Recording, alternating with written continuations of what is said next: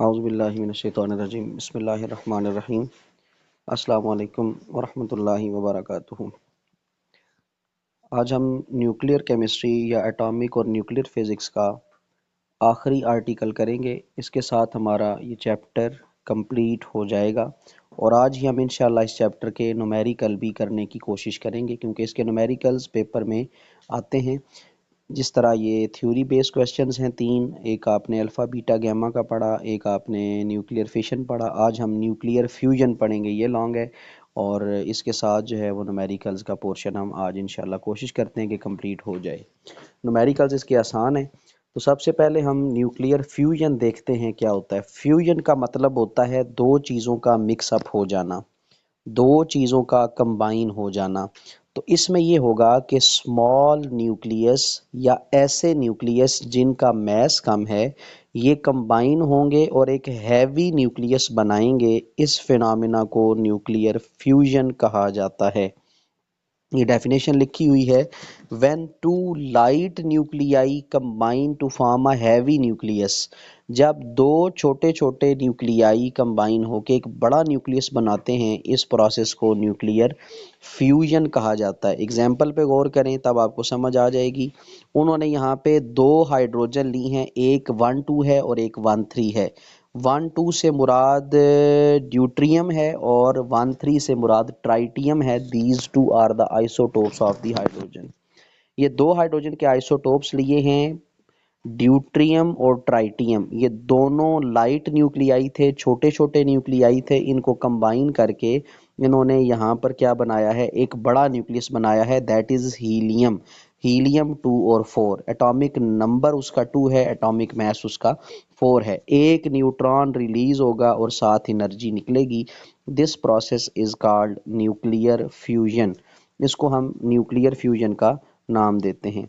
अब ज़रा इसकी जो है वो डिटेल देखें कि क्या है। अब ये पैराग्राफ में रीड करने लगा हूँ। The mass of the final nucleus is always less than the message of the original nuclei. जो ओरिजिनल न्यूक्लियाई होंगे उनके टोटल मैस से जो प्रोडक्ट बनी है उसका मैस कम होगा। ठीक है जी, दोबारा सुने कि जब हम कोई भी नया न्यूक्लियस बनाते हैं, फाइनल न्यूक्लियस बनाते हैं, उसका जो मैस होगा वो टोटल मैसेज जो आपने कंबाइन किए हैं उनसे थोड़ा सा कम होगा। अब आगे हम देखते हैं, इसको हम एग्जाम्पल से भी करेंगे। जिस तरह आपने यहाँ पे देखा है, पहले मैं इस लाइन को एक्सप्लेन कर दूँ। आपने लिया 1 और 2 ड्यूट्रियम, फिर आपने लिया 1 और 3 ट्राइटियम, कंबाइन किया तो क्या बना आपका, हीलियम 2 और 4 बना। अब ज़रा गौर करें, ये मैस ऐड करें तो 5 बनता है और ये मैस कितना है आपका, 4 है। इसका मतलब हुआ जो फाइनल मैस होगा उसका जो आप लेते हैं फाइनल न्यूक्लियाई का मैस वो कम होगा as compare to the reactants. जो आप रिएक्ट करवा रहे हैं चीज़ें उनसे मैस कम होता है। ये पहली लाइन का इसका मतलब था। अब हम आते हैं सेकंड पॉइंट की तरफ।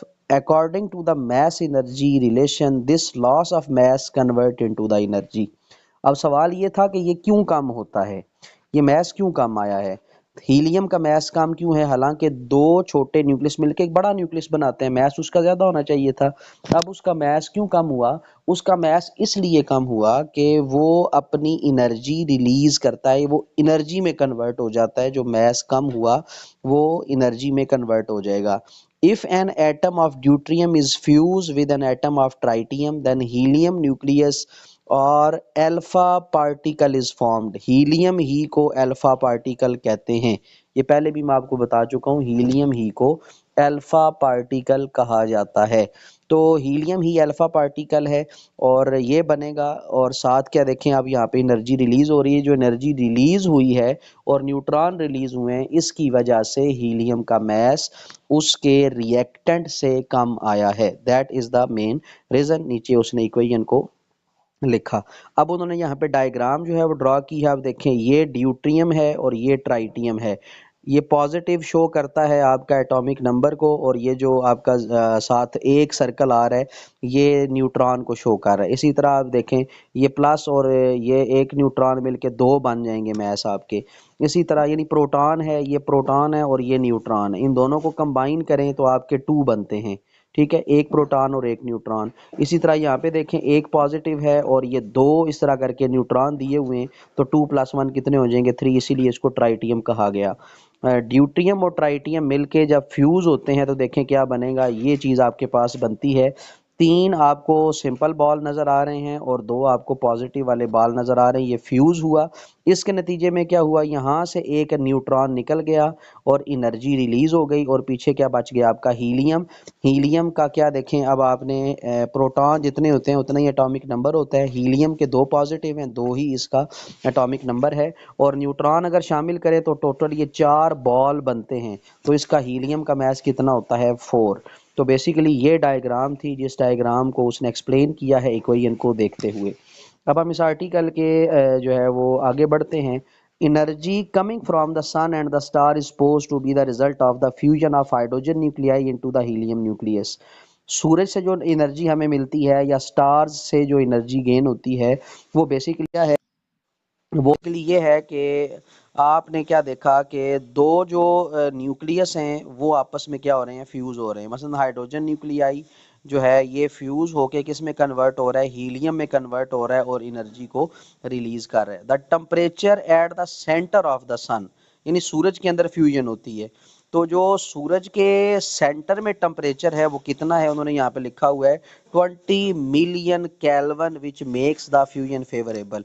तो ये 20 मिलियन केल्विन टेम्परेचर है सूरज के सेंटर में, ये एक अंदाज़ा है उनका कितना टेम्परेचर हो सकता है 20 मिलियन केल्विन, जो कि फ्यूजन के लिए सूटेबल है। तो अब यहाँ पे उन्होंने एग्जांपल दी है कि according to this reaction 4 hydrogen nuclei fuse together to form a helium nucleus along with 25.7 mega electron volt of energy. इतनी एनर्जी रिलीज होती है जब हाइड्रोजन के 4 न्यूक्लियाई आपस में कंबाइन होते हैं। उन्होंने यहाँ पे ये लिखा है कि हाइड्रोजन के 4 आपने अगर न्यूक्लियाई को कंबाइन करके हीलियम बनाना है, जो एनर्जी रिलीज होती है वो 25.7 मेगा इलेक्ट्रॉन वोल्ट होता है। केल्विन होता है आपका, ये डिग्री है, तो डिग्री में अगर आप 273 ऐड करते हैं तो ये केल्विन होता है। ठीक है, ये डिग्री है ना, डिग्री में आप 273 ऐड करें तो ये केल्विन बन जाता है। ठीक है, तो ये इसकी वैल्यू होती है। केल्विन मसलन हमारा टेम्परेचर डिग्री में है 37 है, आपने इसको केल्विन में कन्वर्ट करना है, तो 37 में आप 273 टेम्परेचर और ऐड कर दें तो ये आपका केल्विन में कन्वर्ट हो जाता है। तो ये केल्विन की वैल्यू है। और उसके अलावा मेगा इलेक्ट्रॉन वोल्ट का मतलब क्या है, 25.7 मेगा का उस दिन भी बताया था 10⁶ इलेक्ट्रॉन वोल्ट आते हैं।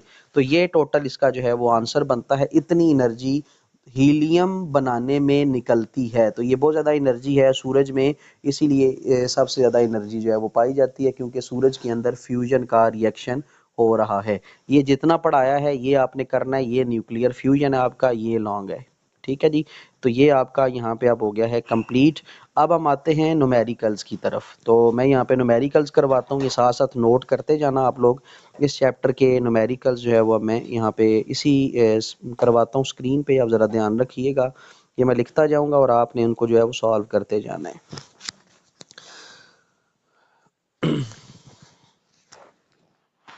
वो बाद में देखी जाएगी, अभी न्यूमेरिकल्स करके फिर वो छोटे से पॉइंट हैं 2-4 उनकी खैर है, पहले न्यूमेरिकल्स कर लेते हैं फिर देखते हैं।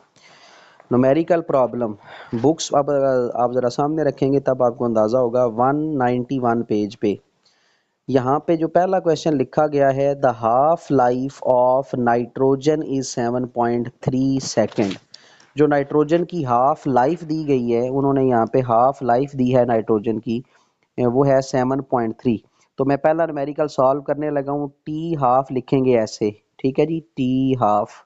तो ये कितना दिया गया है 7.3 सेकेंड, ये आपका पहला न्यूमेरिकल है। ठीक हो गया जी, ये उसका जो है वो हमने